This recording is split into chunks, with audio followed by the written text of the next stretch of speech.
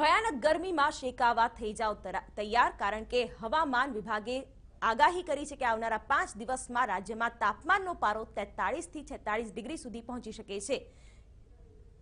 April મહિનામાં આ અગાઉ 2002માં પારો 45 ડિગ્રીએ આંબી ગયો હતો, એટલે કે આ વખતે એપ્રિલની ગરમી 17 વર્ષનો રેકોર્ડ તોડી શકે છે। અમદાવાદમાં સૌથી વધારે ખરાબ સ્થિતિ સર્જાય એમ છે।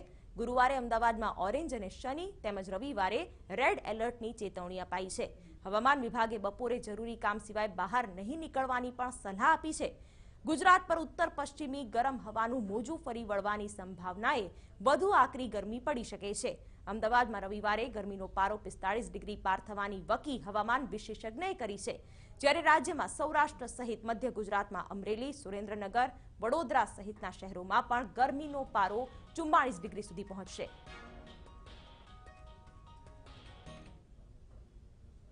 તો આ સાથે ટીવી9 સંવાદદાતા પ્રતિક જાદવ જોડાઈ ગયા છે। પ્રતિક, અત્યારે જે રીતની સ્થિતિ છે શહેરોમાં, તમામ જે શહેરો છે તેમાં એવરેજ 43 ડિગ્રીની આસપાસ તાપમાન પહોંચી ગયું છે અને હજુ પણ હીટવેવની શક્યતાઓ જોવાઈ રહી છે। કેવા રહેશે આગામી દિવસો?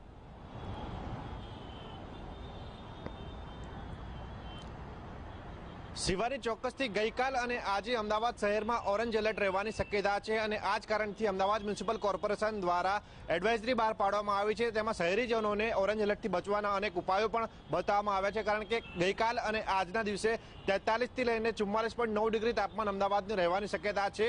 અને ગઈકાલથી આવતીકાલથી જો વાત કરવામાં આવે 26, 27 અને 28 3 દિવસ દરમિયાન રેડ એલર્ટ આપવામાં આવ્યું છે। એટલે કહી શકાય કે લોકોએ હવે ગરમીથી બચવાના અનેક ઉપાયો કરવા પડશે, કારણ કે જે રીતે એપ્રિલ મહિનાની વાત કરવામાં આવે તો એપ્રિલ મહિનામાં લોકો ગરમીનો પારો વધી જતો હોય છે, ત્યારે અમદાવાદની જો વાત કરવામાં આવે તો અમદાવાદ અને રાજ્યભરમાં આ એપ્રિલ મહિનામાં લોકોએ ઠંડી, ગરમી અને વરસાદ પણ જોઈ લીધો છે, કારણ કે વેસ્ટર્ન ડિસ્ટર્બન્સની જે અસર જોવા મળી હતી રાજ્યમાં, તેના કારણે 10 દિવસ પહેલા જ વરસાદની વાતાવરણ સર્જાયું હતું અને તેના કારણે ગરમીનું પ્રમાણ પણ ઘટ્યું હતું। અમદાવાદની જો વાત કરવામાં આવે તો 10 દિવસ પહેલા 38 ડિગ્રી તાપમાન હતું અને આજની જો વાત કરવામાં આવે તો આજે પણ 43 ડિગ્રી તાપમાન રહેવાની શક્યતા છે। એટલે કહી શકાય કે એપ્રિલ મહિનામાં શહેરીજનો તેમજ રાજ્યભરના લોકોએ ત્રણેય ઋતુનો અનુભવ કર્યો છે, પરંતુ હવે જે રીતે આગાહી કરવામાં આવી છે કે આગામી 3 દિવસ દરમિયાન લોકોએ વધારે ગરમી સહન કરવાનો વારો આવશે, સમયમાં વધુ ગરમી થશે। આ સાથે સુરતથી સંવાદદાતા પારુલ જોડાઈ ગયા છે। પારુલ, સુરતમાં અત્યારે કઈ રીતનો માહોલ છે? કારણ કે જો અત્યારે 10, 10:30 ની આપણે પરિસ્થિતિ જોઈએ તો અત્યારથી જ ગરમીનો પારો વધી ગયો છે, 30, 31 સુધી પહોંચી ગયો છે।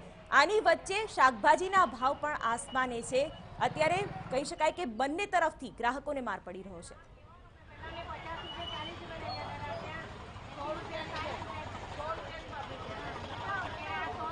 ચોક્કસથી શિવાની, એક તરફ ઉનાળાની કાળઝાળ ગરમી પડી રહી છે, ત્યારે આ ગરમીની અસર જે કહી શકાય કે શાકભાજીના ભાવ પર પડે છે।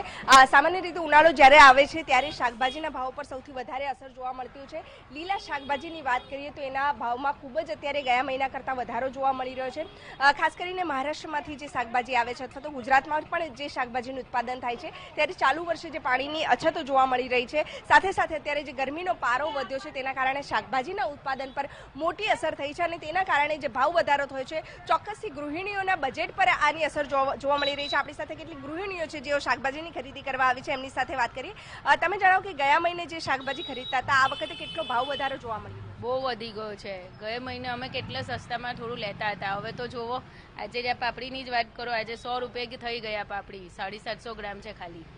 ખરીદી કેવી રીતે કરો છો? આટલા ભાવ વધી ગયા છે, ખરીદી કેવી? નહીં, હવે એ રીતનું લઈએ છે, પછી થોડું ઓછું લઈને ખાવું પડે, બીજું શું કરીએ? ખાવાનું તો જોઈએ જ છે, મોંઘું તો મોંઘું, જેવું આવે એવું આપણે લેવું તો પડશે જ ને, શું કરવાના?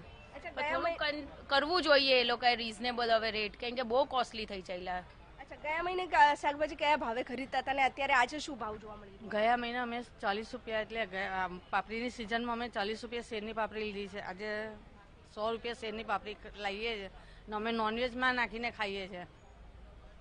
લીંબુની પણ વાત કરીએ, કારણ કે ઉનાળામાં લીંબુ આપણે સૌથી વધારે 160 રૂપિયા કિલો છે, શું કે બહુ જ કોસ્ટલી થઈ ગયા। લીંબુ પણ કેટલા સસ્તા મળતા હતા, 10-20 રૂપિયા કિલો હતા, હવે આજે તો જોવો 120 રૂપિયા કિલો થઈ ગયા, 160 રૂપિયા કિલો છે, બહુ કોસ્ટલી થઈ છે। ખરીદી ઘટાડી દીધી છે તમે? ઘટાડી દીધી છે અમે। આપણી સાથે વિક્રેતાઓ પણ છે, શાકભાજી વિક્રેતા, એમની સાથે પણ વાત કરીએ। એમાંથી જણાવો કે આ ભાવ વધવા પાછળનું શું કારણ છે? ખરીદી કેટલી ઘટી ગઈ છે?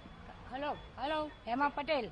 અમે આ શાકભાજી ખરીદી માટે શું છે, ખરીદી ઓછી કરીએ, ભાવ વધારે છે ને લોકોની ખરીદી પણ ઓછી છે. ગયા મહિના કરતાં આ મહિને વધારે ગરમીના હિસાબે માલ ઓછો આવે ને ભાવ વધારે થાય છે. એના માટે લોકો બી 500 ગ્રામની જગ્યાએ 250 ગ્રામ લઈ તો જાય જ છે.